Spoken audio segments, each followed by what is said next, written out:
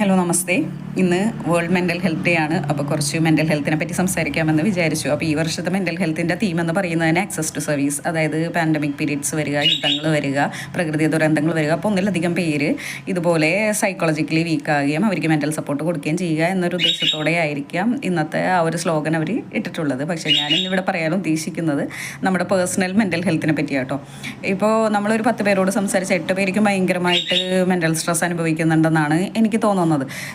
അതുപോലെ തന്നെ പഠിക്കുന്ന കുട്ടികളുടെ പാരൻസ് ആണെങ്കിലും അല്ലാത്ത ഫിസിക്കൽ ഇഷ്യൂസ് അനുഭവിക്കുന്നവരാണെങ്കിലും അവർക്കൊക്കെ കറക്റ്റായിട്ടുള്ള ഒരു മെൻ്റൽ സപ്പോർട്ട് കിട്ടുന്ന വിധത്തിൽ കാര്യങ്ങൾ മാറ്റിയെടുക്കേണ്ട സമയമായിട്ടുണ്ട്. ഇപ്പോൾ സ്കൂളുകളിൽ തന്നെയാണെങ്കിലും ഈ സൈക്കോളജിക്കൽ ക്ലാസ്സസ് ഒക്കെ എപ്പോഴും പിള്ളേർക്ക് കൊടുക്കണം, അവരുടെ പാരൻസിന് കൊടുക്കണം എന്നൊക്കെയാണ് എൻ്റെ ഒരു അഭിപ്രായം. കുറേ കൂടി അവെയറാക്കുക കാര്യങ്ങളെ പറ്റിയിട്ട്, ഇന്നത്തെ കാലത്തിൻ്റെ മാറ്റത്തിനെ പറ്റിയിട്ട് അവെയറാക്കുക, അവരവരിലേക്ക് കുറേ കൂടി ഫോക്കസ് ചെയ്യാനായിട്ട് ശ്രമിക്കുക. മെൻ്റൽ പീസ് വരത്തക്ക രീതിയിൽ ഉള്ള ഗെയിംസും ആക്ടിവിറ്റീസും ഒക്കെ കുട്ടികൾക്കാണെങ്കിലും പാരൻസിനാണെങ്കിലും സ്കൂളുകളാണെങ്കിലും അതുപോലെയുള്ള പബ്ലിക് പ്ലേസുകളാണെങ്കിലും പ്രൊവൈഡ് ചെയ്യുക.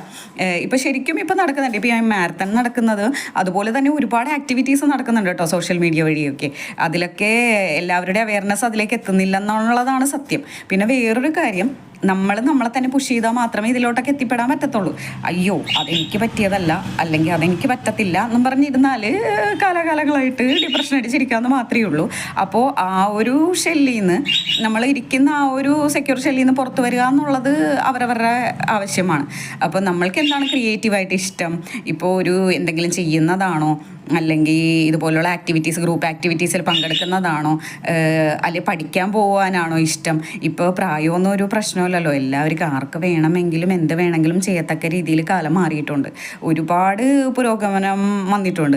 അപ്പോൾ എന്തൊരു ഇതിൽ നിന്ന് നമുക്ക് പുറത്ത് വരാൻ കിടക്കും. അതുപോലെ തന്നെ എന്തൊരു അസുഖം വന്നാലും വളരെ എല്ലാ തരത്തിലുള്ള ഇതും നമ്മൾക്ക് പ്രൊവൈഡ് ചെയ്യാനുള്ള ഹെൽത്ത് ഫെസിലിറ്റീസൊക്കെ നമ്മുടെ നാട്ടിലുണ്ട്. അപ്പോൾ അങ്ങനെ ഒരു കുഞ്ഞിക്കാര്യം വരുമ്പോൾ തന്നെ ഇപ്പോൾ എല്ലാവർക്കും പേടിയാണ്. അതൊന്നും ആവശ്യമില്ല.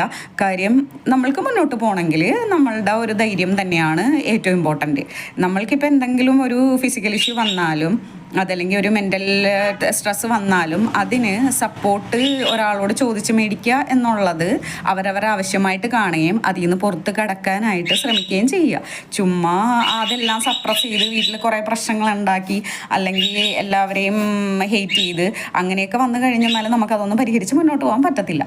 അപ്പോൾ അവരവരുടെ മെൻ്റൽ ഹെൽത്തിലേക്ക് ഫോക്കസ് ചെയ്യുക, നല്ലൊരു സന്തോഷമുള്ള ഒരു അന്തരീക്ഷം ചുറ്റുപാടും ഉണ്ടാക്കിയെടുക്കുക. Have A nice day.